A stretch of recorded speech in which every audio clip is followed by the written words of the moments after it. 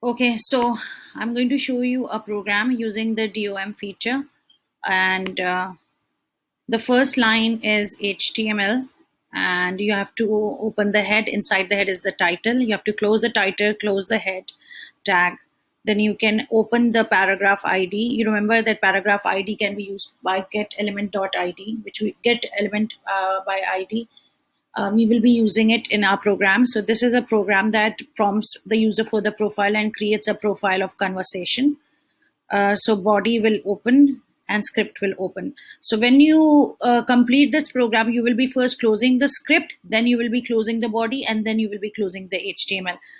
For closing, you need to use this slash and then close it.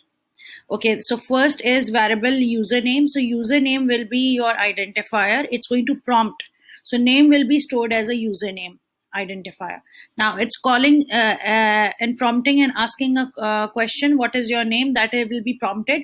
But when you see the final program, it will show you document.write hi, and it's saying plus username means it's calling in the identifier. That means it will display hi Amna. Then the second is for age. It's prompting what is the age. And then again, the document.write will be output finally, which will say, wow, that is interesting. I've introduced BR. So BR is for line break. And then I'm saying, wow, that is interesting, Amna. And then the conversation continues. Again, the line breaks. You seem interesting. Then, for example, I have typed in 99. So it says, you seem younger than 99. Now document.getElementID, myprofile.innerHTML, that is for DOM.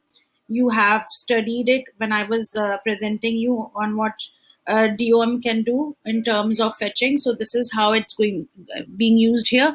Later on, we will see how DOM can be used effectively to fetch outputs for buttons, for clicks.